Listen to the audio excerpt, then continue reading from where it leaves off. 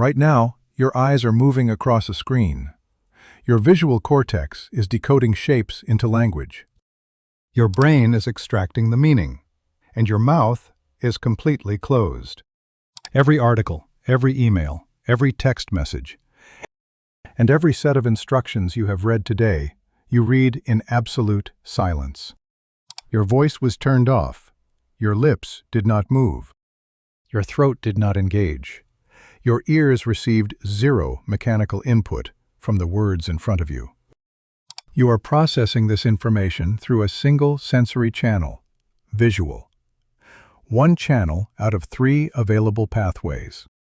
The motor system that produces human speech, an intricate architecture of over 100 muscles spanning your diaphragm, larynx, tongue, lips, and jaw, is currently dormant. The auditory system that should be processing the acoustic feedback of your own voice, running a real-time comprehension check, and physically encoding a secondary memory trace, is dark. 2 entire neurological processing systems are sitting idle while your visual cortex does the heavy lifting alone. You do not notice the deficit because silent reading feels complete. It provides a flawless psychological illusion. It feels like you are extracting everything the text has to offer. You are not. You are merely extracting the vocabulary. You are completely abandoning the motor encoding, the auditory reinforcement, and the physiological comprehension check that your vocal cords provide when they physically manifest what your eyes are scanning. The silence provides a dangerous illusion of completeness. But structurally, your cerebral cortex is being amputated from 2/3 of its required processing power right now.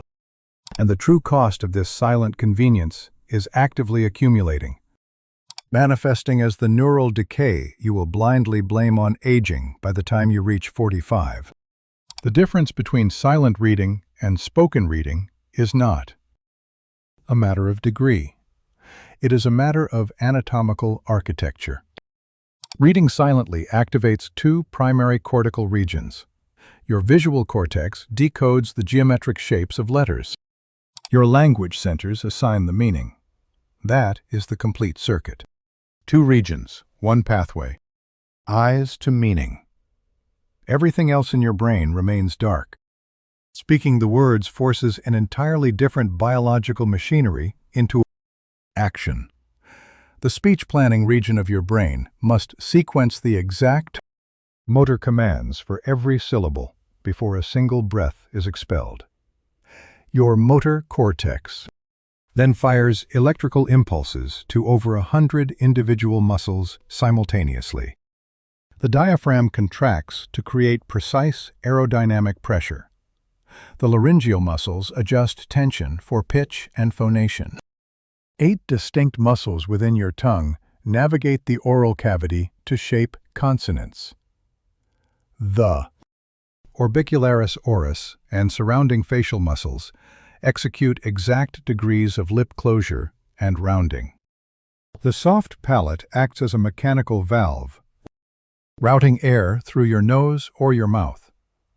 Your jaw sets the aperture for every vowel. This mechanical coordination runs at a baseline of 14 phonemes per second in normal adult speech. It is one of the fastest, most computationally heavy motor sequences the human machine can execute. It is faster than your fingers striking a keyboard.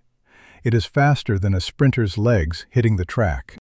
And when you read a book or a screen silently, this massive motor network is completely paralyzed. Then comes the physics of the acoustic return. When your vocal cords vibrate, you become both the broadcaster and the receiver. The sound reaches your auditory processing centers through 2 distinct physical routes. The first is air conduction. The sound wave exits your mouth, travels through the ambient air, and enters your ear canal.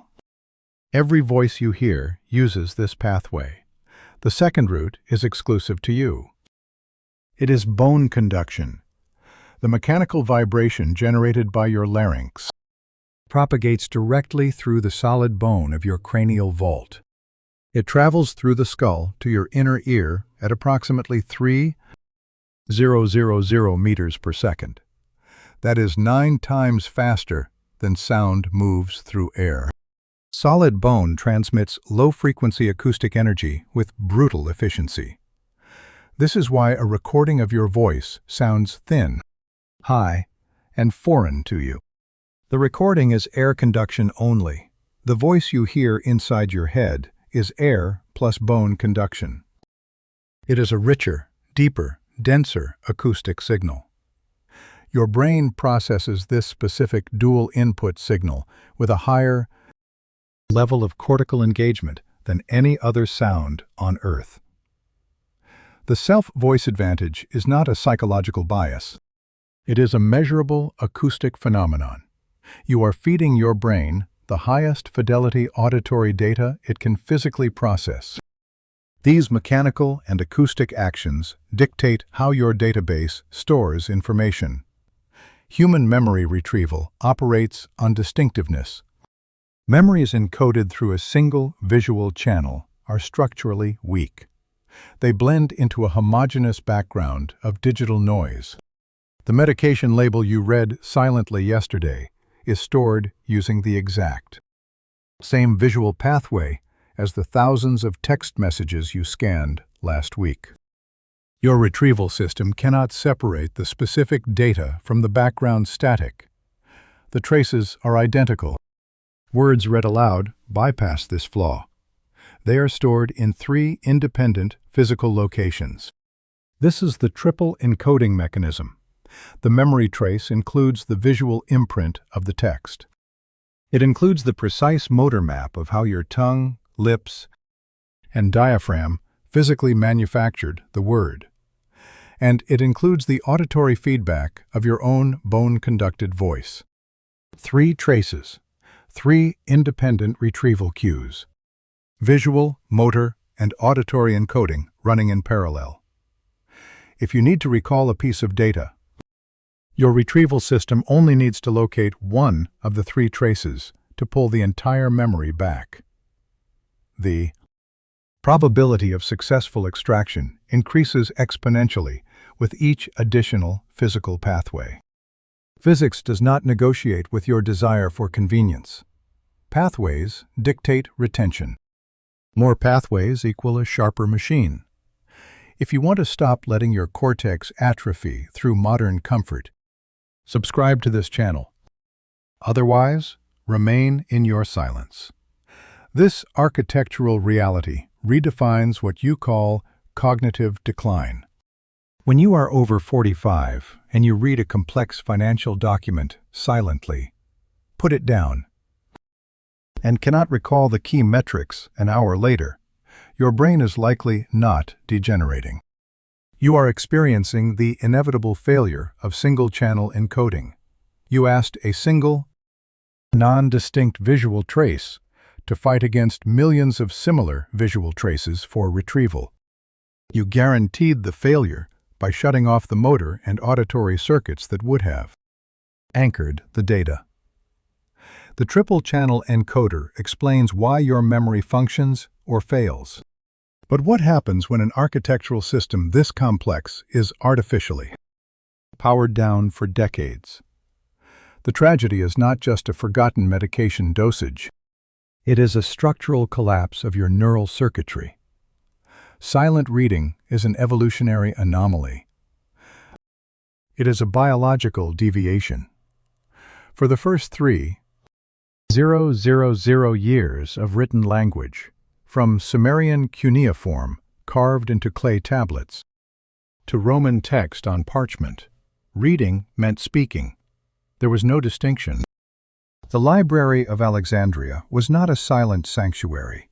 It was a chaotic, echoing hall of voices. Every scholar read aloud. Every text was spoken. The visual decoding, the motor encoding, and the auditory feedback loop operated continuously and simultaneously in every reader. The concept of reading without sound is relatively new. It was invented a mere 500 years ago. When Augustine of Hippo watched Ambrose of Milan read silently in the 4th century, he recorded the event as a bizarre, unnatural phenomenon. The act of scanning text without moving the lips was so strange, so entirely alien to human behavior, that it warranted historical documentation. Today, that ancient anomaly is your default state. The shift to silent reading was a pursuit of social convenience. It was faster. It was quieter. You could read in a crowded room without competing with other voices. The convenience was real. The cost was invisible. You traded a massive, multi-system neurological stimulus for social politeness. You might argue that your vocal circuits are fine because you speak every day. You talk to colleagues. You have conversations with your family. This is a critical misunderstanding of motor demand. Conversational speech is neurologically lazy. It operates at the lowest possible level of linguistic complexity. You speak in short, fragmented sentences. You rely on a highly restricted, heavily automated vocabulary. You recycle the same familiar phrases. The motor sequences for your daily vocabulary are so rehearsed that your mouth manufactures them without effort. Your speech planning region barely engages. The cognitive demand approaches zero. During conversation, your motor circuits are coasting. Written text is structurally different. Even a standard newspaper, a legal contract, or a complex recipe uses vocabulary that is measurably richer and syntactically more dense than any spoken conversation. Written language forces the construction of unfamiliar words. It contains multisyllabic sequences your respiratory timing has not recently managed. It contains consonant clusters your tongue has not navigated in months, perhaps years. Your brain operates on a ruthless, biomechanical principle of use-dependent maintenance. Neural circuits that fire together maintain their synaptic density. Connections that are challenged stay sharp.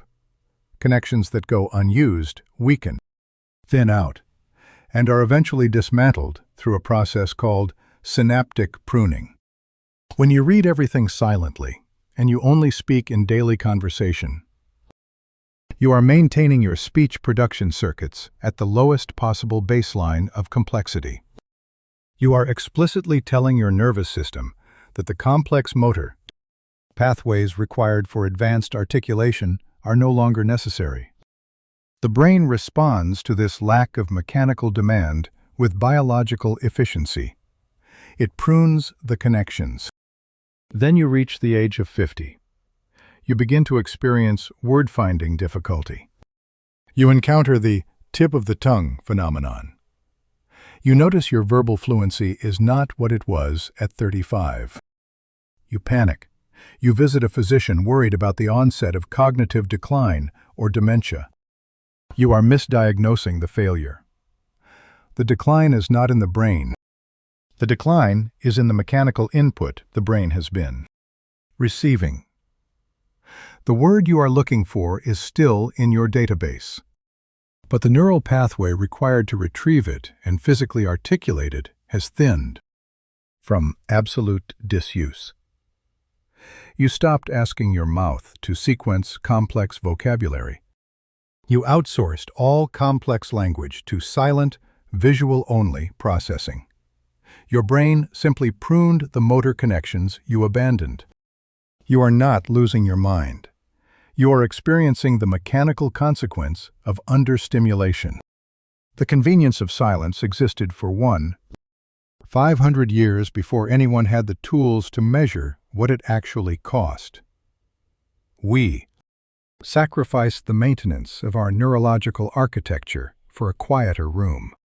And now, clinical science has begun counting the bodies. Stop theorizing about cognitive decline. Look at the empirical measurements. MacLeod and his colleagues quantified the exact cost of your silence. They called it the production effect. The measurement is absolute. Words read aloud are remembered 15 to 20% better than words read silently.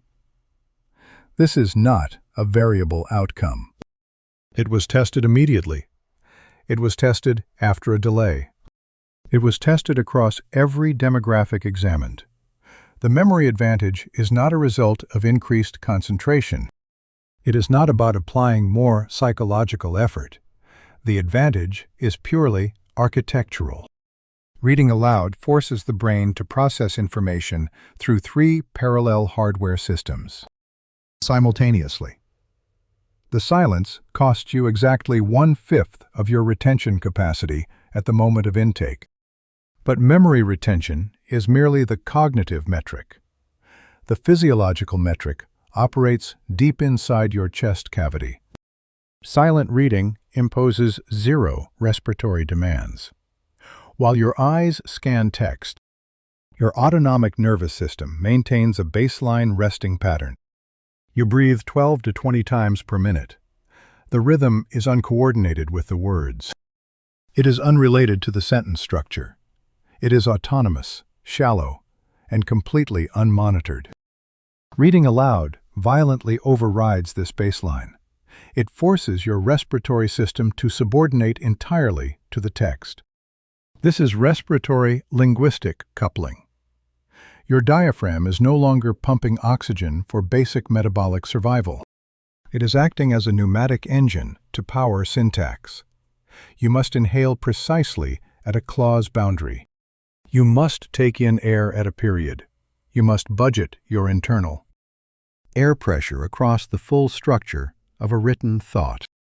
If a sentence contains a subordinate clause embedded in the middle, your respiratory system must compute the load and hold enough air volume in reserve to finish the primary statement after the interruption. This mechanical coupling imposes a breathing pattern that is measurably slower, deeper, and more rhythmically structured than resting respiration. When your diaphragm descends deeply to draw in the required air volume, it physically interacts with the vagus nerve at the diaphragmatic hiatus. This is not an abstract mind-body concept. It is direct mechanical friction. The physical manipulation of the vagus nerve sends an immediate electrical signal to the brainstem. The brainstem responds by forcibly shifting your autonomic nervous system away from sympathetic arousal and into parasympathetic dominance. Heart rate decreases. Heart rate variability increases. Vagal tone rises. Clinical therapy protocols spend weeks attempting to teach patients how to artificially manipulate their exhale to inhale ratio to achieve this exact autonomic shift. Reading complex text aloud enforces this exact ratio automatically. The sentence structure dictates the breath. The breath manipulates the vagus nerve. The vagus nerve controls the heart. Clinical data does not possess opinions. It merely records the outcomes of mechanical forces acting upon biological tissue. To master the algorithms governing your own machine, subscribe to this channel. The empirical numbers prove the cognitive decay. The respiratory physics confirm the autonomic manipulation. You now understand exactly how the machine degrades in silence. So, how do you reverse decades of structural neurological atrophy in exactly 300 seconds? The intervention requires exactly 300 seconds, 5 minutes of reading aloud daily. The material must be structurally complex: a novel, a scientific journal, a broadsheet newspaper. The audience is entirely irrelevant. Read to a concrete wall. Read to an empty hallway. The cranial nerves do not register external validation. They only register mechanical execution. On day 1, the first 60 seconds will feel alien. Your voice will sound foreign, projecting dense text. You will physically stutter. You will trip over multisyllabic sequences and long consonant strings. Words your visual cortex processes in milliseconds will jam in your vocal tract. Do not stop. This mechanical jamming is not a defect. It is the precise mechanism of structural recovery. Every stumble is a weakened motor program failing under a novel load. It is a neural pathway that your mouth once navigated with ease, now heavily thinned from decades of disuse. The friction you feel is the physical pathway rebuilding itself. You are forcing electrical current through rusted circuitry. By day 5, the jamming subsides. The synapses are actively firing. The motor programs are reactivating. You are not consciously studying the vocabulary. The neurological architecture is simply repairing itself through the ruthless physics of use-dependent neuroplasticity. By the second week, your vocal output parameters alter. The hesitancy in your daily conversation disappears. The tip of the tongue phenomenon vanishes. Your word retrieval latency decreases by fractions of a second. Your speech production system is no longer idling on the simplified code of daily chatter. It has been upgraded to operate at the elevated complexity of written literature. But the motor repair is only half of the biological victory. Silent reading is almost exclusively a left-sided cortical operation. The left hemisphere decodes the geometry of the letters, processes the grammar, and extracts the literal definition. But text stripped of sound is text stripped of dimension. It arrives without rhythm. It lacks pitch variation. It contains zero physical emphasis. The sentence, "She didn't steal the money," holds 7 completely different semantic meanings depending strictly on which single word you physically stress. Silent reading delivers none of those stress patterns. Your visual system decodes the symbols. Your comprehension center assigns a lazy default assumption. The ambiguity passes entirely unexamined. You assume you understood the text. You have no physiological mechanism to verify that assumption. Speaking the words aloud destroys the ambiguity. It forces a physical commitment. You must actively modulate your laryngeal pitch across the sentence. You must assign acoustic weight to specific syllables. This is prosodic processing, and prosody is strictly the domain of the right hemisphere. Reading aloud demands bilateral cortical engagement. The left brain decodes the syntax.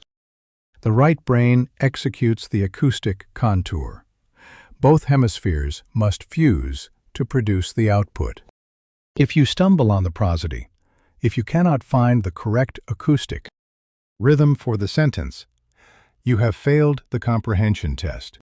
You did not understand the text well enough to perform it. Reading aloud makes your cognitive gap physically audible. Silent reading simply buries the failure. The cost of silent reading has always been invisible because it perfectly mimics completion. It provides the flawless illusion that you are extracting everything a text has to offer. But the biological cost was never about what silent reading added to your life. The cost was entirely about what it subtracted. It subtracted the respiratory coupling. It subtracted the motor execution. It subtracted the bilateral cortical engagement. It amputated your neurobiology for the sake of social convenience. 5 minutes. That is the entire required dosage. Read to a wall. Read to an empty room. The audience is completely irrelevant. When you physically speak the words, the voice you hear inside your head, deeper, richer, and more resonant than anyone else will ever hear, is not just sound. It is a dual pathway acoustic signal conducted through the bones of your skull and the air of the room simultaneously. It is the raw, mechanical signature of 3 massive processing systems waking up from the dead. That bone-rattling frequency is the exact mechanism that silent reading turned off. 5 minutes turns it back on. To reject mechanical complexity is to choose cognitive suicide. Do not allow your cerebral architecture to rot away on the simplified code of shallow daily conversations. Read aloud. Force the machine to work. If you are ready to stop coasting through biological degradation and start decoding the brutal physics of your own reality, subscribe to this channel. The silence is over.